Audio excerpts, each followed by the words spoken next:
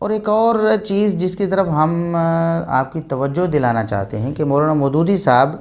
خود دو رخی کا شکار رہے ہیں خلافت کے حوالے سے۔ ایک طرف تو خلافت کو سراپا خیر قرار دیتے ہیں کہ خلافت تو خیر ہی خیر تھی، اور اس کی تعریفیں کرتے ہیں، اس کو مطلوب و مقصود کہتے ہیں، جبکہ دوسری طرف یہی مولانا مودودی صاحب خلافت میں کیڑے نکالتے ہیں، خلافت کے کاموں کو برا کہتے ہیں، خلافت کی پالیسیوں پر اعتراض کرتے ہیں۔ میں آپ کو ان کی 2-3 عبارتیں پڑھ کر سناتا ہوں۔ پہلی عبارت جو انہوں نے خلافت راشدہ کے حق میں لکھی وہ کیا ہے؟ وہ یہ ہے کہ خلافت راشدہ کا یہ دور ایک روشنی کا مینار تھا جس کی طرف بعد کے تمام ادوار میں فقہاء و محدثین اور عام دیندار مسلمان ہمیشہ دیکھتے رہے۔ کہتے ہیں کہ خلافت کے دور کو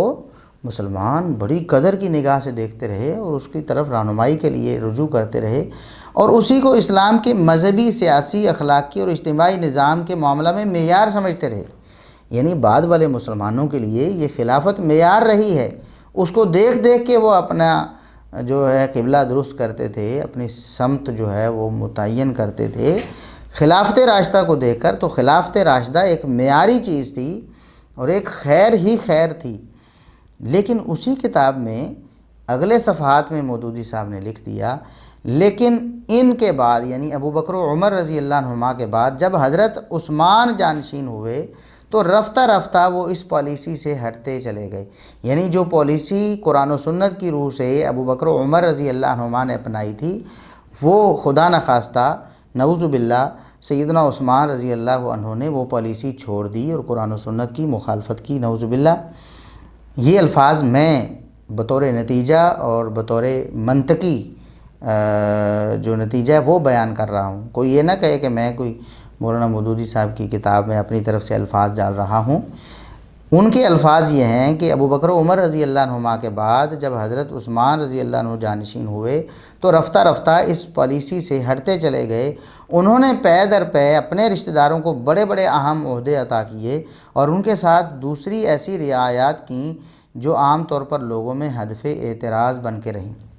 اب یہ باتیں تو ہم نے آگے جا کر انشاءاللہ ڈسکس کرنی ہیں اور ان جھوٹی روایات کو آپ کے سامنے پیش کرنا ہے اور فیصلہ آپ کے ایمان سے کروانا ہے کہ کیا ایسے جھوٹے لوگوں کی ایسی جھوٹی اور مردود روایات کو سیدنا عثمان بن عفان رضی اللہ عنہ جیسے جلیل القدر صحابی، خلیفہ راشد،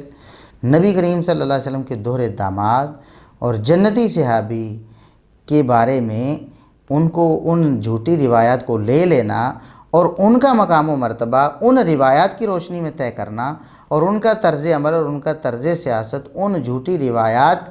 کی بنا پر لوگوں کے سامنے پیش کرنا، کیا یہ انصاف ہے؟ یہ ہم فیصلہ آپ سے کروائیں گے۔ ابھی ہم اس بات کو یہاں چھوڑتے ہیں، صرف بتانے کا مقصد یہ ہے کہ یہی خلافت تھی جس کو کہہ رہے تھے کہ مسلمانوں کے لیے، فقہاء و محدثین کے لیے ہمیشہ معیار رہی ہے۔ کیا معیار ہے اس میں؟ آپ خود ہی کیڑے نکال رہے ہیں، آپ خود ہی اس کو ایسا ثابت کر رہے ہیں کہ وہ قرآن و سنت کی پالیسی سے ہٹی ہوئی تھی۔ سیدنا عثمان رضی اللہ عنہ کی جو خلافت تھی، نعوذ باللہ ثم نعوذ باللہ، اور پہلے کہتے ہیں کہ مسلمان ہمیشہ اس کو مذہبی، سیاسی، اخلاقی اور اجتماعی نظام میں معیار سمجھتے تھے، اور یہاں کہہ رہے ہیں کہ مسلمان معترض تھے سیدنا عثمان بن عفان رضی اللہ عنہ کی خلافت پر۔ اور اس سے بھی آگے وہ لکھتے ہیں کہ یہ تھے وہ وجوہ جن کی بنا پر حضرت عثمان رضی اللہ عنہ کی یہ پالیسی لوگوں کے لیے اور بھی زیادہ بے اطمینانی کا موجب بن گئی تھی۔ یعنی لوگ تو اطمینان ہی ان کا ختم ہو گیا تھا۔ بھئی جس کو وہ معیار سمجھتے ہیں آپ کے بقول، اسی پہ وہ مطمئن نہیں ہیں تو کون سا معیار سمجھتے ہیں؟ خلافت کو آپ ایک طرف کہتے ہیں خلافت اچھی ہوتی ہے، خلافت سراپا خیر ہوتی، دوسری طرف کہہ رہے ہیں کہ خرابیاں بھی خلافت میں ہی آ گئیں، خلافت برباد بھی خلافت میں ہی ہوگی، اور اپنوں کو نوازا جانے لگا، یعنی دوسرے لفظوں میں کرپشن کی گئی اور اپنوں کے حق میں ایسی رعایتیں کی گئیں جو نہیں کرنی چاہیے تھیں۔ یہ کام بھی آپ کہہ رہے ہیں خلافت میں ہوئی ہے، تو کون سا معیار بنائیے؟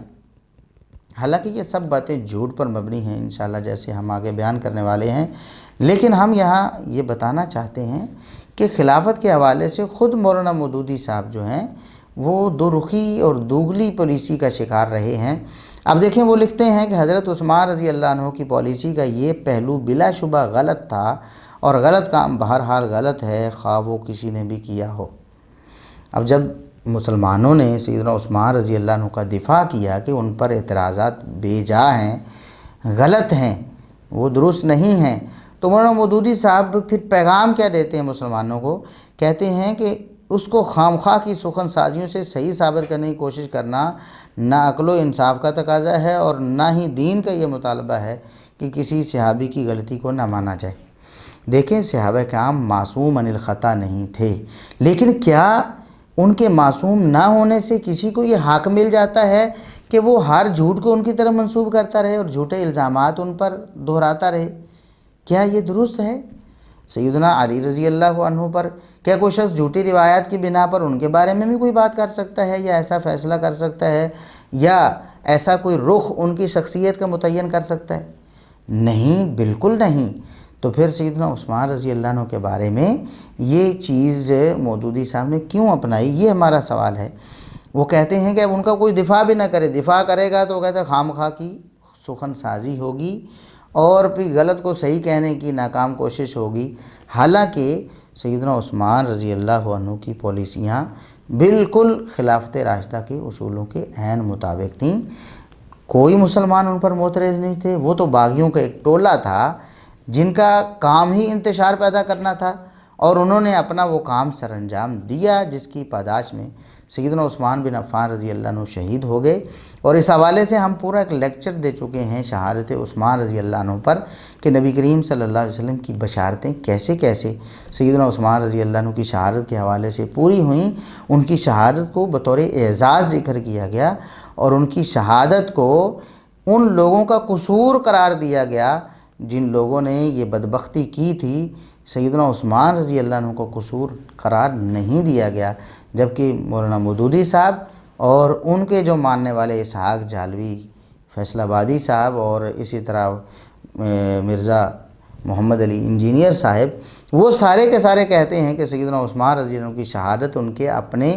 نعوذ باللہ غلط کارناموں کا نتیجہ تھیں، اس کی وجہ سے ان کو شہید کیا گیا، نعوذ باللہ ثم نعوذ باللہ۔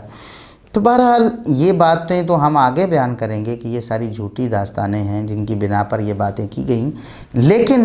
آخر مودودی صاحب کو یہ سوچنا چاہیے تھا کہ جس خلافت کی وہ تعریفیں کرتے ہیں، جس کو آئیڈیل قرار دیتے ہیں، اور جس کے لیے وہ کہتے ہیں کوشش اور محنت ہونی چاہیے،